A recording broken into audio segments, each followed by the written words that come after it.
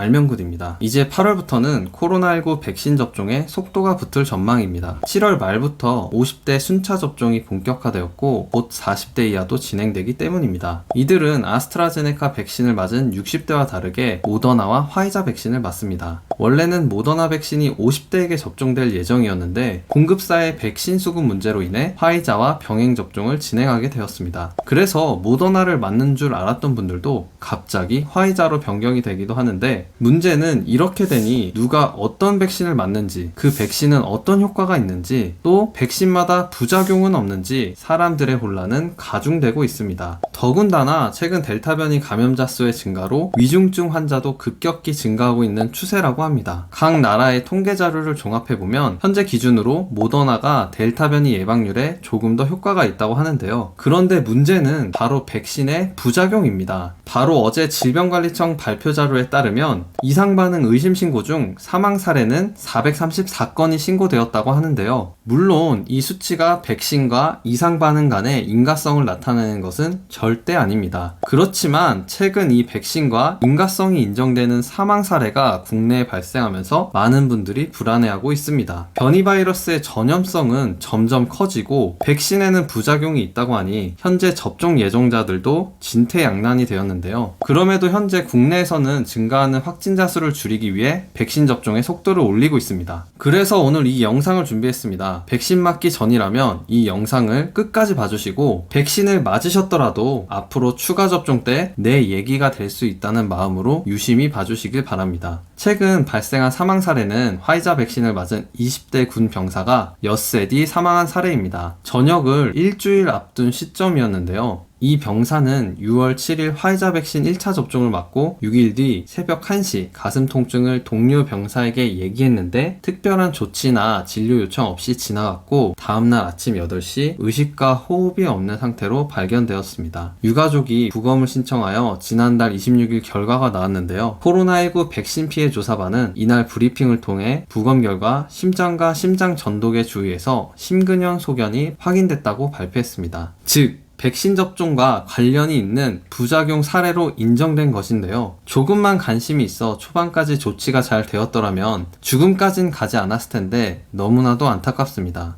이 영상은 백신의 접종을 강요하거나 부정하는 영상이 아닙니다. 다만 조금만 관심을 가져서 백신의 부작용을 알고 있으면 분명 우리가 대응하는 방법과 속도는 달라질 것이라 생각됩니다. 또 다른 사례로 바로 4일 전 화이자를 맞은 30대 남성이 심근경색으로 사망한 일이 있었는데요. 이분은 7월 17일 화이자 백신 접종을 맞았습니다. 그리고 닷새 뒤 가슴이 답답한 느낌과 구토 증상이 나타났다 호전되었고, 지난 28일 다시 가슴 통증을 호소하고 의식을 잃고 쓰러졌습니다. 그리고 30일 심근경색으로 숨을 거두었습니다. 아스트라제네카는 혈전에 부작용이 발생했다면 화이자와 모더나 같은 메신저 RNA 계열 백신은 심근염과 심낭형 부작용이 발생할 수 있습니다. 문제는 접종 당시 안내서에는 가슴 통증에 관한 설명이 자세히 적혀 있지 않습니다. 심근염은 심장 근육에 염증이 발생하는 질환으로 심장 근육이 부어오르면서 심장 작동을 방해해 두근거림, 가슴 통증, 부정맥 등의 증상이 나타난다고 합니다. 그리고 낮은 확률로 쇼크에 빠질 수도 있지만 조기에 적절한 치료를 받으면 대부분 치료가 가능하다고 합니다. 또한 심낭염은 심장을 둘러싼 얇은 막에 생긴 염증으로 가슴 통증 등의 증상이 나타난다고 합니다. 따라서 화이자, 모더나 백신 접종 후 기침할 때, 몸을 뒤척일 때, 구부릴 때, 숨을 들이쉴 때 가슴 통증이 느껴지고 두근거림, 구토감, 압박감이 느껴진다면 지체하지 마시고 바로 병원을 찾으시길 바랍니다.